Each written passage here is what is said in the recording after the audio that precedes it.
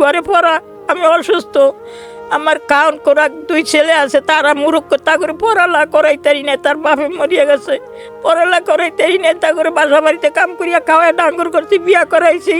আর বউরা আমার ছেলের বিদেশে পাঠাইছে, এখানে আমি নিষেধ করছি যে ওরা পড়ালা করাইতারি না, বাপে মরিয়া গেছে ছোট থাকতে, করে বিদেশে পাঠাও, যদি ভালো মন্দ কিছু হয় তাই আনবে কিনা ছাড়াইয়া।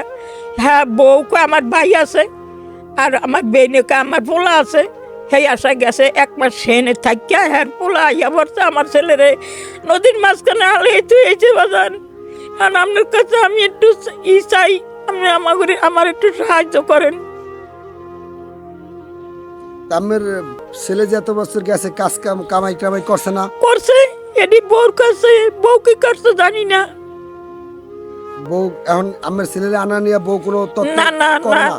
না না, এই ব্যাপারে কোনো চিন্তা ভাবনা করে না। আর আমি তো পেটেছি যে আমার তো জলে, হ্যাঁ তো জলে না, আমি রাইতেলে ঘুমাইতেই না, রাইতেলে নামাজ পড়ি, দোয়া করি, তাহাজ্জুদ নামাজ পড়ি, সালাতুল হাজত নামাজ পড়ি, আমি আল্লাহর লাগে কান্দি, আমি কার লাগে কানবো না? আর যে ছেলেরা আমার কামাই করিয়া খাওয়াইবে, এই ছেলেরা ধরা খাইয়া রয়েছে, আর আনতেও পারি না।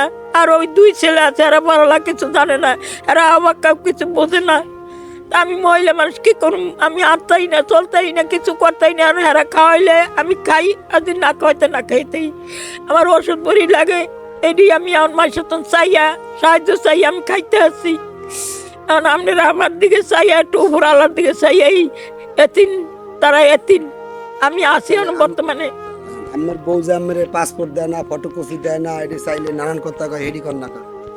হ্যাঁ, কাগজপত্র দেয় নাই তো, আমার দিতেছে না, আমি চাইছি, বউ কয়ে কাগজ নাই, আইডেন্টি কার্ড নাই, পাসপোর্টের নাম্বার নাই, কিচ্ছু নাই। আমি 1000 টাকা চাইছি, আমার 1000 টাকা দাও, আমি ঢাকা যাম ডাক্তার ইউনুসের কাছে, এই কলেজের ছাত্রর কাছে।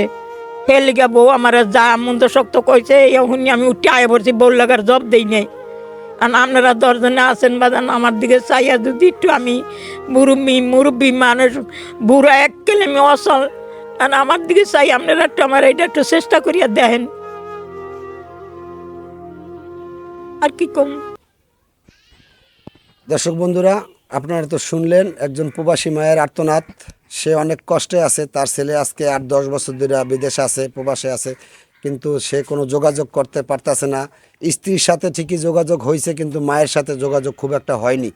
যারা প্রবাসে আছেন তারা অবশ্যই বুঝতে পারবেন বিষয়টা কি। ভিডিওটা বেশি বেশি শেয়ার করবেন, যে এই প্রবাসীর মা উচিত একটা বিচার পায়। সে ডক্টর ইউনূসের কাছে ভিডিওটা পৌঁছানোর জন্য সবাই অনুরোধ করছে।